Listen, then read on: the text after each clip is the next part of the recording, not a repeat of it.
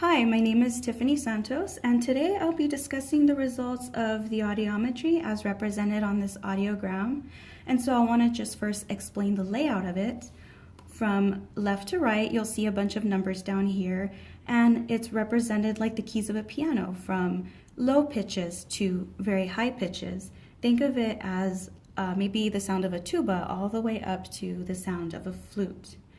And from top to bottom, we see some more numbers, and those represent something different. Think of it like volume, and it goes from the softest sounds, kind of like maybe a soft bird, and all the way to loud sounds like an airplane.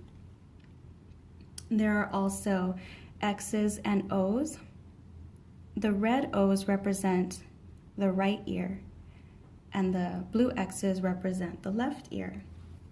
Everything beneath these lines is what your child can hear, and everything above these lines is what your child cannot hear without hearing aids. As far as your child's hearing loss, we know that he has sensory neural hearing loss, and that basically means that it lies in the inner ear, more specifically the hair cells of the cochlea. I'm going to show you what that looks like real quick. Here is the anatomy of the ear, and this is the inner ear. We have the cochlea. This is the cochlea enlarged, and it looks like a spiral, kind of like a seashell from the beach or something like that. And now back to the audiogram. Your child's hearing loss is moderate sloping to moderate severe, and so you can see that it starts off in this area and comes right down to this area, and this makes it more difficult to hear the high frequency sounds. Those are the most difficult to hear. And I want to show you what your child can hear without hearing aids. I'm going to start at the bottom because we already know that these are sounds that your child can hear. Start with an airplane.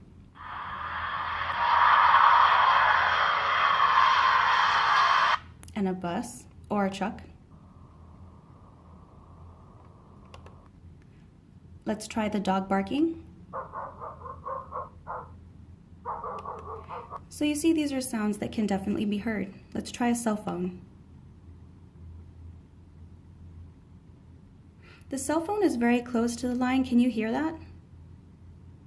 Yeah, I can't hear this one. Let's try the softer sounds that are above the line. Let's try the drippy faucet. Can you hear that? What about the chirping bird?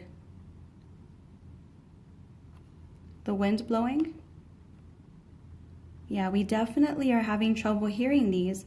And you'll see here this kind of like this banana shape, and it has a bunch of letters. These are the speech sounds in the English language.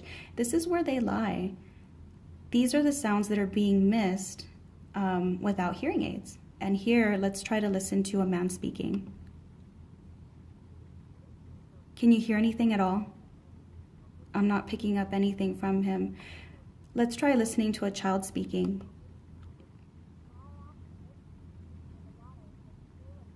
I really can pick up very little, but it's not intelligible at all. So I want to show you what your child can hear with hearing aids. Let's see what that sounds like.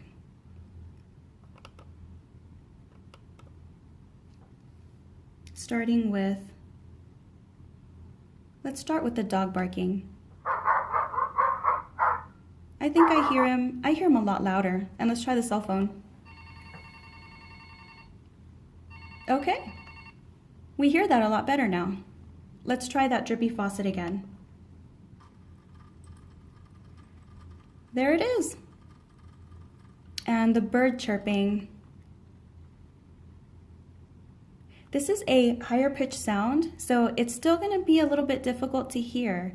I can pick up on it a little bit. Let's try the wind blowing. This one's also going to be a little bit difficult to hear, but if you'll notice, the speech sounds are now within the limits, within normal limits, where your child's hearing is now within normal limits, is what I should say, which means that they pick up on majority of speech sounds. The F sound, the S sound, and the TH sound are still going to be a little tricky, but the rest they should be able to pick on. So let's, to be able to pick up on.